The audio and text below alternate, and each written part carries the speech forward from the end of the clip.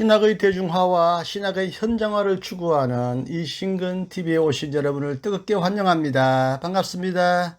그리고 고맙습니다. 제가 지은 책 예수의 정체와 의미를 읽어드립니다. 오늘은 19번째이고요. 7장입니다. 생명 예수. 거기서 1. 예수는 생명이다. 라는 제목입니다. 오늘날 우리는 곳곳에서 죽음의 권세가 맹위를 떨치는 것을 본다. 살인과 자살, 전쟁과 테러, 핵무장과 빈곤, 생태계의 위기, 살인적인 경쟁 문화와 반생명적, 반인륜적 삶의 방식이 현대인을 점점 더 깊은 죽음의 수렁으로 몰아가고 있다. 이런 상황에서 우리는 예수를 다시금 참된 생명, 영원한 생명으로 이해해야 할 시급하고 중요한 임무를 받고 있다. 본네파의 말대로 우리가 아무런 협력도 하지 않고 부여받은 신체적 생명은 그 자체 안에 보존의 권리를 포함하고 있다. 그것은 우리가 스스로 강탈하거나 획득한 권리가 아니다. 그것은 진정한 의미에서 우리가 태어날 때 받은 권리다. 그것은 우리의 의지가 있기 전부터 존재해 왔으며 존재자 자체에 뿌리를 두고 있다. 그러므로 하나님 앞에서 살아갈 가치가 없는 생명은 존재하지 않는다. 왜냐하면 생명 자체의 가치는 하나님에 의해 보존되기 때문이다.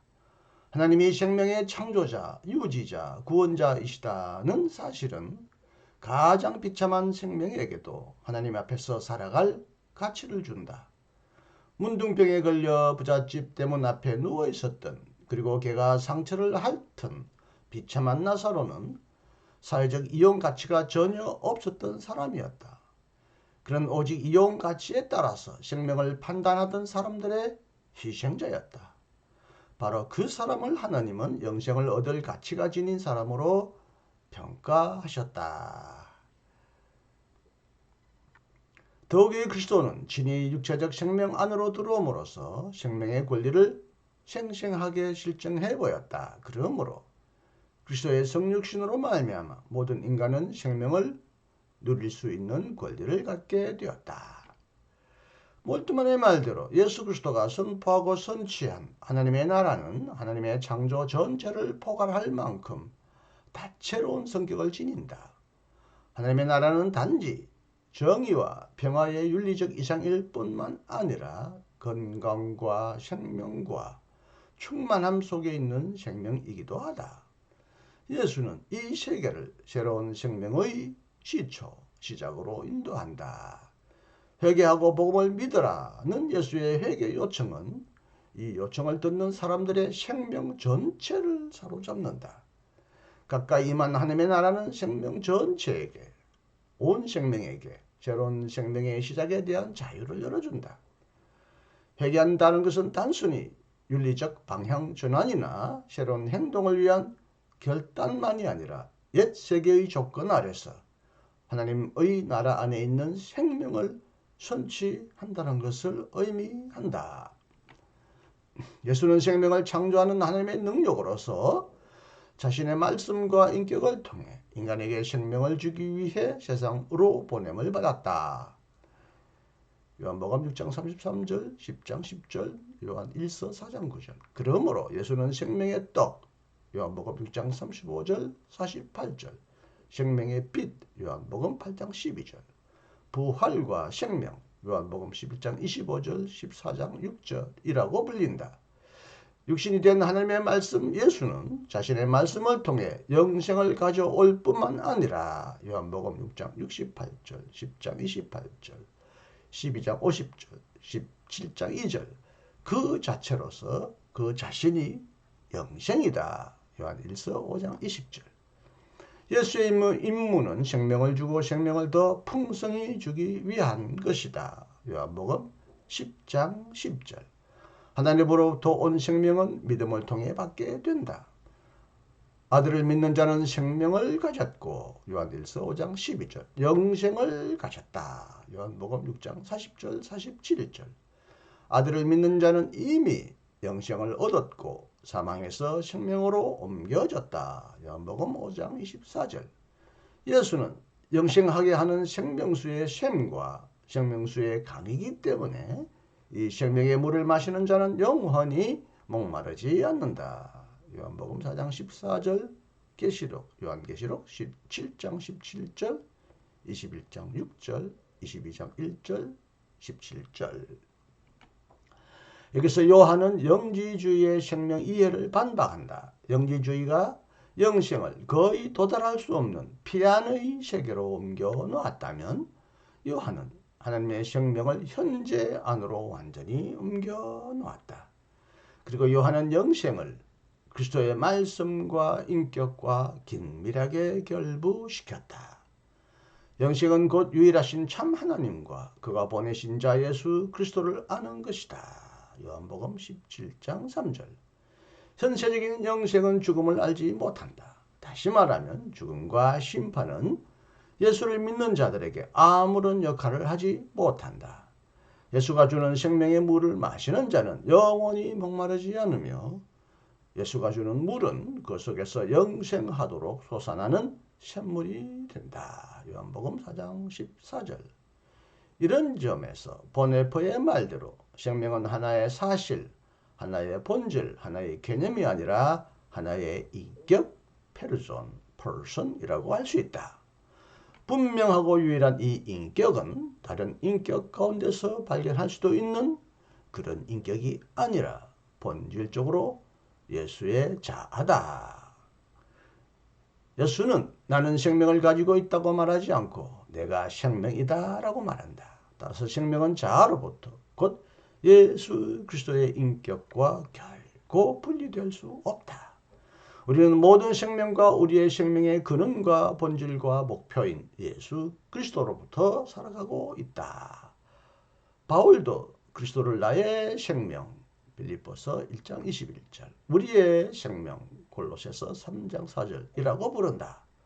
바울에 따르면 예수의 희생적 죽음과 부활 속에서 만물의 종말론적 전환이 일어났다. 그리스도 안에서 세계는 희생에서 소생으로 비천에서 고향으로 죽음에서 생명으로 무상함에서 불멸성으로 이 세계의 밤에서 하나님의 새날의 아침으로 새롭게 전환되었다. 그러므로 그리스도의 고난과 부활은 그를 믿는 자들의 삶을 변화시킨다. 그리스도를 믿는 자들은 죽는 사람 같이만 살아있다. 고린도후서 6장 9절 그렇다면 그리스도를 통해 그리고 그리스도와 함께 얻는 영원한 생명이란 무엇인가? 쌍의 전통에서 영원한 생명은 아주 일찍부터 영혼과 결부되어 생각되었다. 존재론적으로 하나의 실체로 이해된 영혼은 육체와 구분될 수 있을 뿐만 아니라 분리될 수 있다고 생각되었다. 육체는 죽지만 영혼은 죽지 않는다. 그래서 영원한 생명은 죽은 후에 비로소 주어진다. 구원을 받을 자들에게는 영원한 구원이 주어지고 멸망을 받을 자들에게는 영원한 고통이 주어진다. 이러한 전제 아래서 중간기에 영혼은 어떤 상태로 존재하는지 그리고 마지막 심판의 날에 죽은 자들이 부활할 때와 육체와 영혼이 어떻게 다시 결합되는지를 묻는 수많은 질문들이 제기되었다. 부활할 때에 육체와 영혼이 어떻게 다시 결합되는지 수많은 질문이 제기되었다. 따라서 사람들은 영원한 축복을 최종적으로 열렬히 갈망하게 되었다. 고대 전통에 따라서 하나님이 최고의 선으로 이해되었다면 영원한 생명은 하나님의 손에 참여한다는 것을 의미한다. 지상, 이 땅에서의 삶에서 하나님과 어떤 관계를 맺었는가에 따라서 참여의 단계가 달라진다. 영원한 생명은 축복된 하나님 관계와 하나님과 맺는 축복된 관계와 하나님과의 사귐이다. 이러한 표상은 중시기를 거쳐 르네상스 기간에 이르러 구원을 받은 자들과 멸망을 받은 자들이 거처할 머무를 장소를 구체적으로 설명하기까지 발전되었다. 프톨레마이오스의 세계상에 따라서 사람들은 천구 너머에는 하나님의 보좌와 문을 받은 자들이 머무는 자리가 있고 이와 멀리 동떨어진 곳, 곧 땅의 중심에 멸망을 받은 자들을 정화하는 지옥이 있다고 생각했다.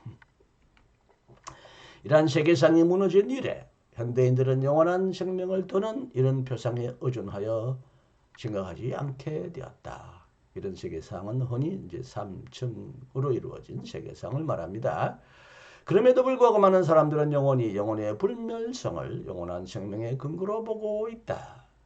그러나 영원한 생명은 단지 현재의 생명이 사후에 죽은 후에 영혼의 상태로 계속 존속한다는 의미에서 단순히 양적인 의미만을 지니는 것이 아니다.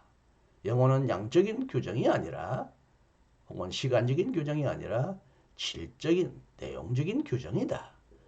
영원한 생명이란 무한한 생명이 아니라 끝없이 이어지는 생명이 아니라 하나님에 의해 충만하게 된 생명을 의미한다. 영원한 생명은 생명 연장 프로젝트나 지루한 장수와는 무관하다. 그리고 영원한 생명은 그리스도적 개념처럼 허무한 시간과 대립되는 무시간적인 생명도 아니다. 성서가 말하는 하나님은 자신의 유한한 피조물과 생생한 관계를 맺는 살아계신 하나님이다. 하나님의 영혼은 고갈되지 않고 창조적인 하나님의 생명의 충만함 속에 있는 무제한적이고 완전한 생명이다.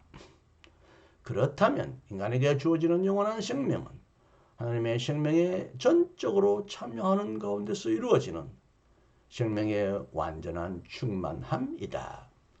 그렇다면 영원한 생명은 사후에 죽은 후에야 비로소 경험할 수 있는 것이 아니라 이 세상의 삶 속에서도 경험될 수 있다. 영원한 생명은 누군가의 사랑을 받고 누군가를 사랑하는 삶의 모든 순간에 의미 있게 경험될 수 있다. 왜냐하면 사랑은 죽음처럼 강하고 죽음을 극복한 생명의 진정한 시작이기 때문이다. 그러므로 현세의 삶은 단지 일시적이고 허무한 삶이고 현세의 삶이 끝난 다음에 이 땅에서 소풍이 끝난 후에 죽어서 다시 돌아가는 그런 곳에 존재하는 영원한 생명이라는 생각은 이 세상의 삶을 매우 부정적으로 허무하게 보게 만든다. 현세의 삶을 잠시 머물다가는 나그네의 삶으로 여기고 죽음 후에 하늘의 본향에서 영원한 생명을 누리기를 희망하는 태도는 물론 현세의 고난을 이길 수 있는 현세의 고난을 극복할 수 있거나 현세의 고난을 상대화할 수 있는 힘을 줄 수는 있겠지만 현실을 비겁하게 도피할 수 있는 명분도 주고 우리에게 주어진 현세적인 임무를 책임적으로 성실하게 감당할 수 없게도 만든다. 몰트만의 말대로 이 세상의 삶이 단지 피한 사후의 영생을 위한 준비에 불과하다는 생각은 삶을 거부하는 이론이요 하나의 종교적인 기만이다. 그것은 생명을 사랑하시는 살아계시는 하나님과 모순되며 이런 점에서 종교적 무신론이다. 단순히 내세만을 보는 그런 삶의 방식은 무신론자의 삶과 마찬가지라는 몰트만의 이 표현은 매우 가격하게 보이지만 생명에 대한 아주 진정한 더 본질적인 이해를 추구하는 관점으로 보여집니다. 생명 예수 오늘 첫 부분 예수는 생명이다를 끝까지 경청해 주셔서 감사합니다. 생명 예수는 앞으로 3번 더 이어집니다. 계속 기대해 주시고 기다려 주시고 함께 해 주시기를 바랍니다. 오늘도 안녕히 계시고요. 생명의 충만함, 풍성함 속에서 기쁨과 감사를 누리는 삶이 되기를 진심으로 기원합니다. 안녕히 계십시오. 이신근이었습니다.